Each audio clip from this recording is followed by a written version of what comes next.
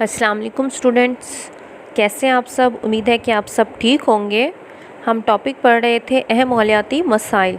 उसमें से हमने एक पॉइंट पढ़ा था आलूदगी के बारे में। आज हम सेकंड पॉइंट पढ़ेंगे जंगलात का कटाव, कि जंगलात के कटाव जो है वो किस तरह से हमारे माहौल को आलूदा कर रहे हैं। किसी भी मुल्क की तरक्की के लिए कुल रकबा तकरीबन 25% हिस्सा जंगलात पर मुश्तमिल होना चाहिए, लेकिन पाकिस्तान का 5% से भी कम हिस्सा जो है वो जंगलात पर मौजूद है। मज़ीद ये कि मौजूदा जंगलात को बुरी तरह से काटा जा रहा है। इससे न सिर्फ हमारी मईशत को नुकसानदा है बल्कि हमारे माहौल को भी बुरी तरह नुकसान पहुँचा रही है।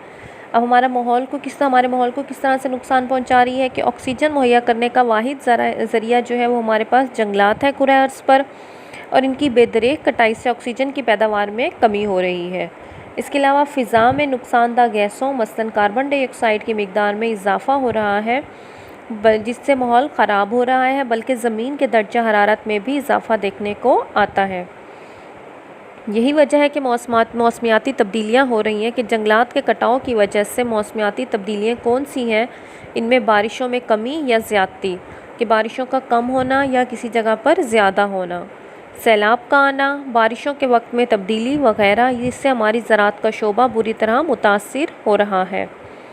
इन सब की बड़ी वजह जंगलात की कटाई है, लेकिन लिहाजा हमारी कोशिश होनी चाहिए कि न सिर्फ मौजूदा दरख्तों की हिफाजत करें बल्कि मज़ीद जंगलात लगाए जाएँ ताकि माहौलियाती तब्दीलियों से बचा जा सके। जंगलात की कटाई से जंगली हयात को भी नुकसान हो रहा है और इनकी कुदरती क़याम गाहों के ख़ात्मे से इनकी कई इक़साम ख़त्म होती जा रही हैं।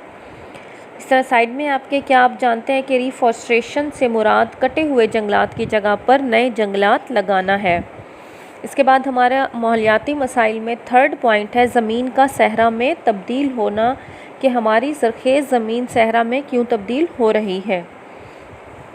इसकी सबसे बड़ी वजह क्या है कि इंसानी सरगर्मियाँ, जानवरों का चढ़ना, जंगलात से दरख्तों का कटाव और अपनी ज़रूरियात के लिए ज़मीन में बार बार एक ही फसल उगाना, ये सब मिलकर ज़मीन को बंजर बनाते हैं, जिससे ज़मीन की ज़रख़ेज़ी कायम नहीं रहती और वो काबिल काश्त नहीं रहती। इस सारे अमल को जिसमें हम ज़मीन को नकारा बनाते हैं, ज़मीन का सहरा में तब्दील होना कहलाता है।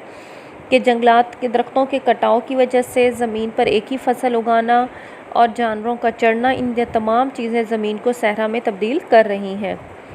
अल्लाह ताला ने पाकिस्तान को ज़रख़ेज़ ज़मीन की बदौलत से नवाजा है, लेकिन पानी की कमी इस सोना उगलने वाली ज़मीन को सहरा में तब्दील कर रही है।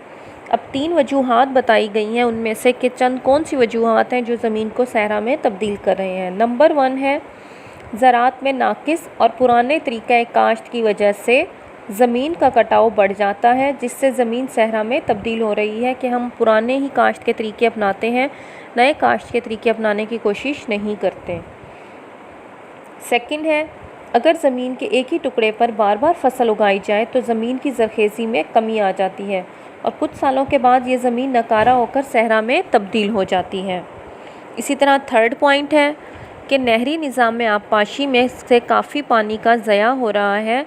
ज़्यादा सनतों के क़याम से भी पानी की ज़रूरियात में इजाफ़ा हुआ है, जिससे ज़मीनों को सैराब करने के लिए पानी की किल्लत पैदा हो रही है।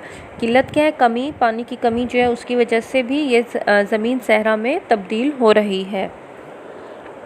उसके बाद हमारा 4 पॉइंट है माहौलियाती मसाइल में, वो है सेमो थोर। अब सेमो थोर क्या है कि पाकिस्तान एक ज़रई मुल्क है और हमारी ज़राअत का ज़्यादातर इन्हसार किस चीज़ पर है? आबपाशी पर है।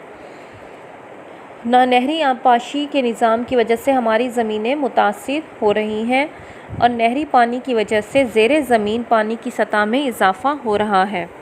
इसी तरह थोर है कि थोर क्या चीज़ है कि जब किसी इलाके में पानी की सतह 5.1 मीटर तक रह जाती है तो ज़मीन में मौजूद पानी नमकियात जो है वो पानी के साथ सतह ज़मीन पर आ जाते हैं।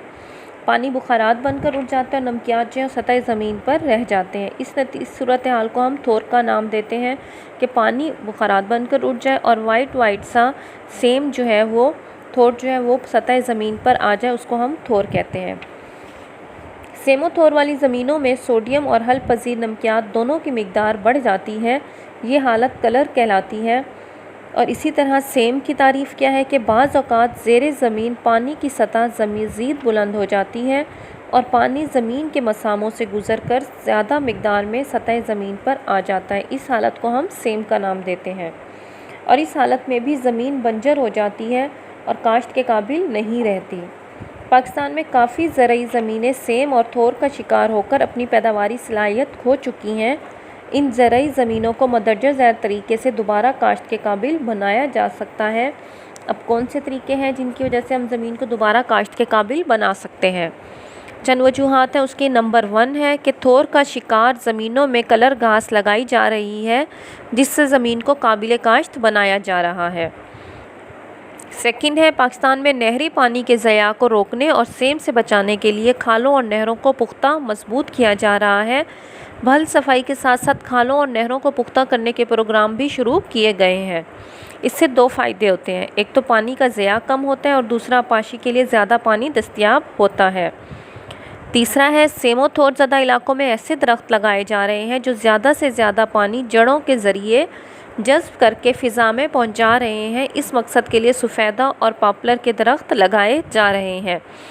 ہاں جی، یہ ماحولیاتی مسائل تھے اور ان کا حل تھا کہ ہم نے آلودگی، جنگلات کا کٹاؤ، زمین کا صحرا میں تبدیل ہونا، سیم و تھور، یہ تمام مسائل ہم نے پڑھے اور ان کا حل بھی پڑھا کہ کس طرح سے ہم ان مسائل کو حل کر سکتے ہیں۔ اسے آپ نے اچھی طرح یاد کرنا ہے۔ اپنا خیال رکھیے گا۔ اللہ حافظ۔